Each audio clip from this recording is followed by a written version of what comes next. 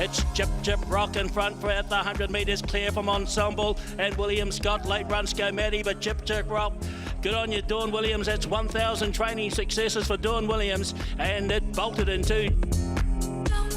What does this mean for you to be able to see Dawn be able to crack such a milestone? Oh, it's great. She's always been a great worker. And it's pretty great. Yeah, I mean, you guys have been a great team for so long, and I mean, to be able to train some terrific winners as well, and an emphatic victory here today as well with this horse. Yeah, well, but it's always shown us about this thing, but it just got bad rules, and I put some blinkers on it today, and Danielle's from the right sort of race, so pleased to see Danielle win Dawn too. Yeah. Dawn was at home kicking the horse home, was she? Yeah, so I remember when Danielle was staying with us when she was at Prenison, Dawn sent her away to muck a box out. Yeah. And she went past the box, and 10 minutes later, and here's Danielle sitting on the barrow saying, "How do you muck out a box?" Dawn said, "Piss it, go home." we all laughed at it, but anyway, so it was great. Yeah. Well, enjoy tonight. I think it's well deserved with Dawn being able to get this win. Congratulations.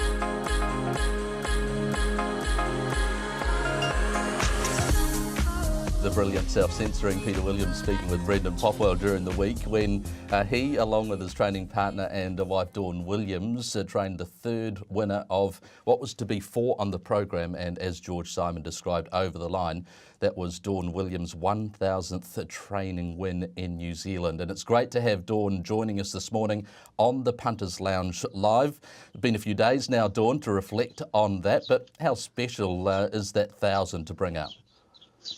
Oh, it is quite special, Jason. It just shows you how long they've been in the industry.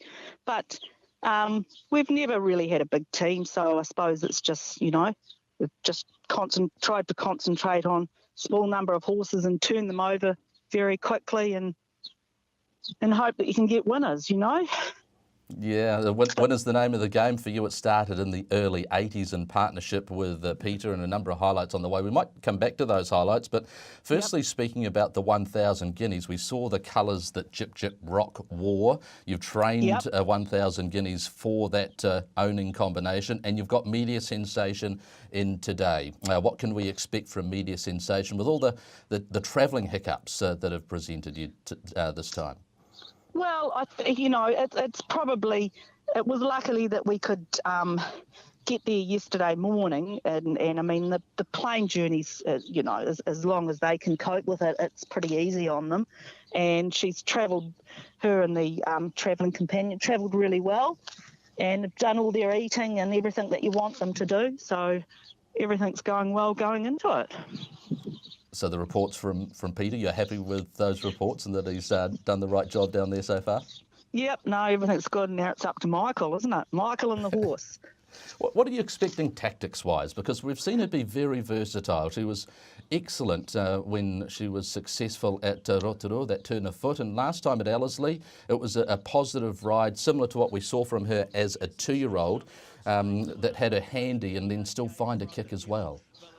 Well, I think, look, she was in season and a bit crotchety and a bit, what fillies can be like. You just got to go with them, work with them, and that's why, she was just sort of standing in the barrier and doing things like that. But it just showed that, midway through the race, she can just relax and it's not fierce, and so that's a big plus for the mile at Riccarton, because it's quite a daunting straight and you don't want them pulling and over racing. So from the 6 barrier draw, I mean, it's up to, like I said, it's up to the horse and Michael, but he'll sort of get her in the right posse anyway, hopefully 3 or 4 back. But I mean, that's just up to what happens when the barrier, the gates open.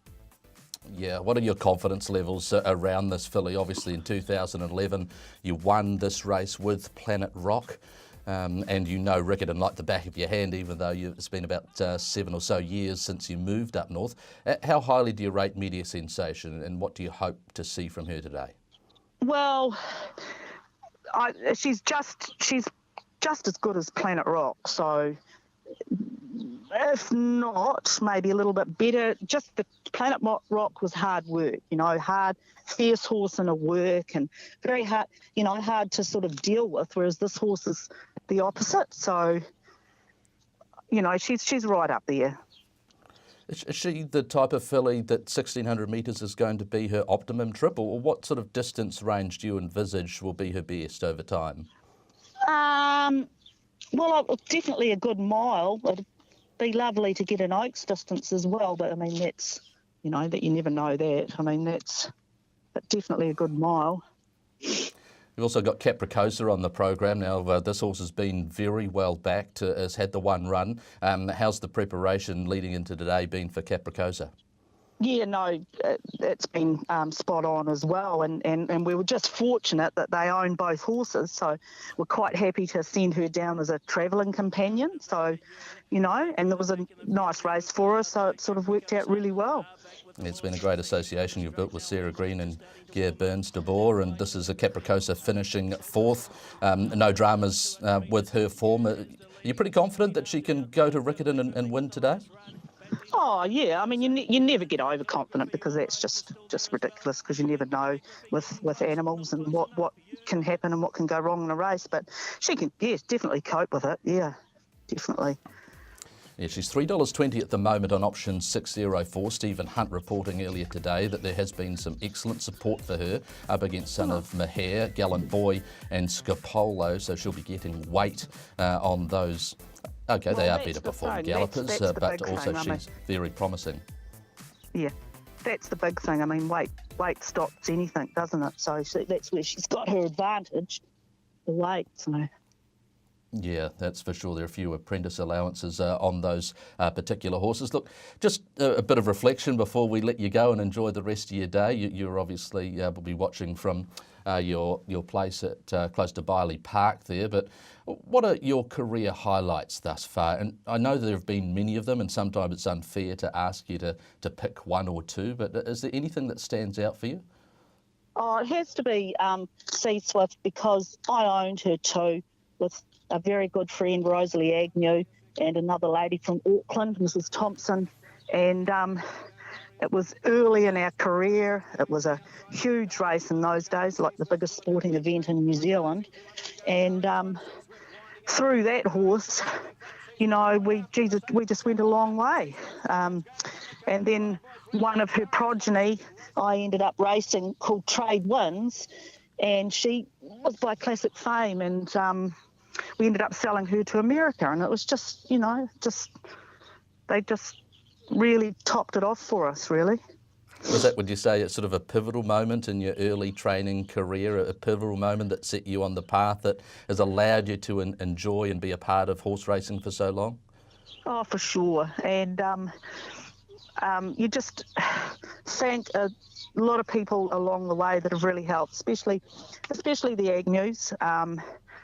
Rosalie's husband since passed away, but they played a big part in our lives in the early career, and you know, I really appreciate that. And also Richard and Avril Olsen, he's since passed away, but Avril's still here. Just played a big part in our lives and helped us along the way, monetary-wise. You know, you never forget those sort of people. And my father, the first horse, I think the first winner in our partnership was a horse called Retet, Peter spelt backwards, and Dad and I owned it, and he was just a smart little sprinter and won 8 races, you know, and that was when we were leasing boxes, had 6 boxes at Riccarton. So things like that just kick you on your way. It's very cool to have you on the program this morning, the Punters Lounge Live. We congratulate you once more for what you've achieved thus far and the milestone on Tuesday, and we expect there's plenty more to come, and it might be a Group 1 this afternoon at Riccarton. Thanks, Dawn. That'd be nice. Thank you very much.